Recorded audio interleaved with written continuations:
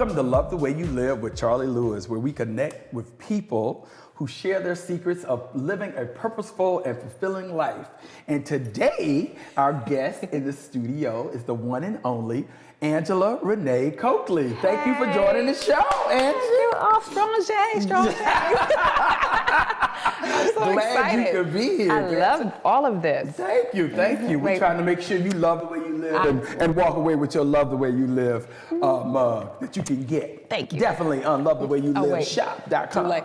That's right. Love the way you live shop.com. There it is. Do my Vanna White. Lovethewayyouliveshop.com.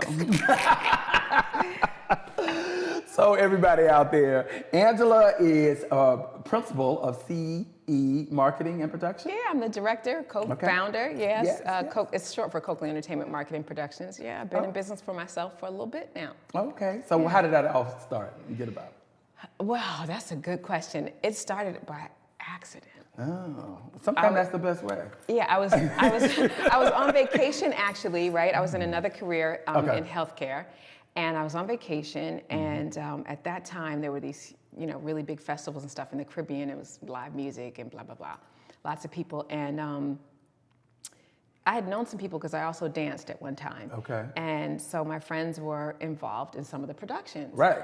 And I met some people or whatever, and then wound up vacationing again the next year.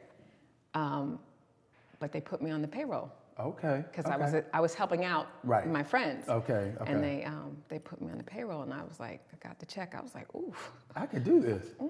And have fun at the same time. So that's kind of how it started, and then wound up marrying in the business and learned from that, toured all over, and then not married in the business, and then and just kept going. That's how it happened. Did you, when you first got into the business, and you said you were first in you were in healthcare. Yeah. Did you know that you needed something else? Always.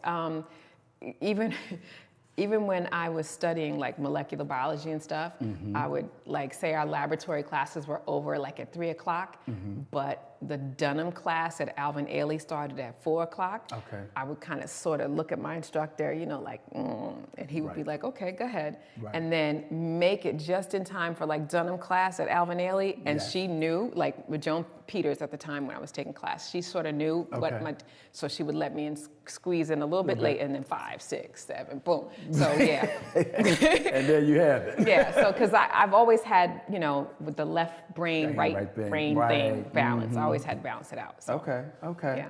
And have you found this career to be the thing that you think is the motivating factor to get you out of bed every day? It's not job anymore.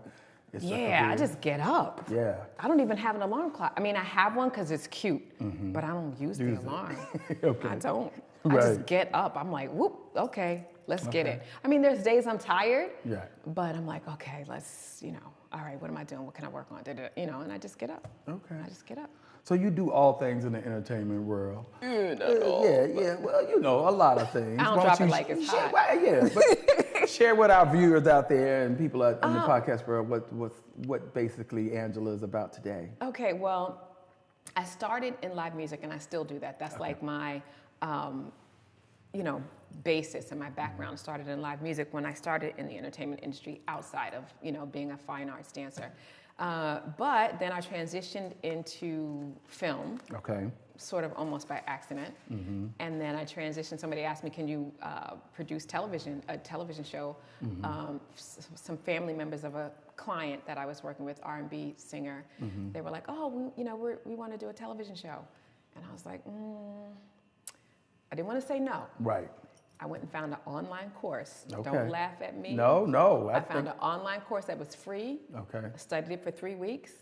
Came back and I said I could do it. I mean, because, live event production, television production, it's very similar in the sense that, the discipline is similar. Right. So went from live music, film to television, and then I don't remember exactly when I started hosting, but that was probably by accident also. Okay. Then took some hosting classes and toyed with it a little bit while I was in Vegas because I used to live there. And when I came back to New York, I was like, you know what? Take some more classes and. So basically, you learned your way. You taught yourself the trade of event production and marketing to work quietly. where you are today. quietly. Right. I didn't necessarily tell anybody I was doing it, but I figured, hey. Yeah, you figured it out. Yeah, there's a joke in my family. Right. Like if there's instructions, you know, she could do it. Do it. Okay. And there you go. Yeah. So what are some of the projects you've worked on? In live music, Yeah. oh gosh. In live music, I've worked on a little bit of everything. In the way that I've, you know, done some country, worked with some country acts. Recently, Little Big Town, that was so much fun. Okay. Gladys Knight and her husband, they refurbished a school. It was used to be segregated. I think it was abandoned in like the 60s. Okay. And her husband bought it, you know, and Gladys had given him the down payment for the school as a present, a birthday present. And so they refurbished it, and they had a huge celebration to sort of, you know, make the community aware, hey, that we bought this and we're going to turn it into a community center, And Little Big Town and some other artists came together to help promote it. So yeah, country acts. I've worked with Estelle, John Legend, Patti LaBelle, Shaka Khan, you name it. Gospel artists, CeCe Winans, Kirk Franklin. How did you get your start with them? What was your first one? What was your first My one? first major tour. Oh, that's really interesting, actually, because I was married. I was traveling with my husband at the time, and I don't tell this story often, but there was a young lady backstage who, at this particular concert event, and we were working with a group that had a number of guys in it. Right. And he said, "Hon, go check on, you know, this young lady. She needs something, you know." But you know, people, if you're not really in the industry, you people will walk around you. Right. So, and she looked more business than hoochie mama. So, just tell her, keeping it real. Right. So, she wanted the guys to sign a jacket. Okay. You know, autograph a jacket that she had for a promotional thing, and it was actually for the sponsor for the particular tour we were on, or this particular show. Got it done, gave it to her, she gave me her card, blah, blah, blah. Weeks later, you know, after some time, she says, "Hey, you know, we're thinking about putting a tour together, you know, blah, blah, blah, blah. Can you," and you know, and my husband at the time, "Can you guys come out and manage it?" Okay. So that's what happened. Actually, he still was on the road doing other stuff he had some other projects, and we wound up separating, and I went on tour with Kirk Franklin and CeCe Winans, and he did what he had to do, and he would come back and forth. So Kirk Franklin, CeCe Winans and Trinity 5-7, that was my first full-fledged tour. Yeah. I love that. I love that. When you say you do the tour, for people out there. So in that particular situation, that tour was already put together, and I just went out with this on behalf of the sponsor to make sure that everything was executed. Yes, but thereafter, right. With particular sponsors, I would build them. Okay. My husband at the time was my partner, and we'd build them. So then my first So when credit you say, for building. I just want to be, I want to be clear for the people out there in the podcast world. Yeah. When you say Bill, actually you say, I'm going to do a 3-day tour in Acapulco, and we're going to call it the Acapulco Film Festival. Yeah. Is that what you, yeah, okay. pretty much. All right. Just want to simplify it and make it real so that people understand where you fit in. So, I remember one of the tours was with Patti LaBelle and Shaka Khan, and at that particular time, the two of them had not been on tour together. Oh, I don't okay. think they've been on tour together ever since then. But, okay. Yeah, but they've done work together. And, you know, this particular sponsor at the time, you know, convinced their sales force or whatever, you know, hey, this will work for us, for our clients, blah, blah, blah. And we went on. And then I think we did 3 other separate tours outside of that. But then we still had like other tours that were going to Europe and Asia, So are you always on the road with them when they go? I used to be. Okay. Lots and lots of time. Yeah. Okay. So yeah. What are you working on any tours now? Are you doing anything now? No. See, a lot of things have changed. Like now, especially for major brands, they have their own in-house urban marketing and branding and all that stuff. Because back when I started, all those things were farmed out. But they were like, wait, you know, we can keep this money in-house. Right. So record companies even have their own in-house branding for the same reason. So okay. I don't tour as much.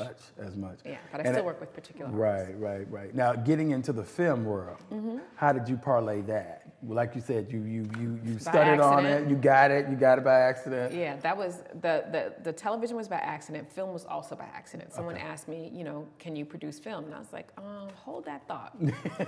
Went, same thing, checked online courses and stuff like that. And I want to say that production is really sort of managing resources. Right.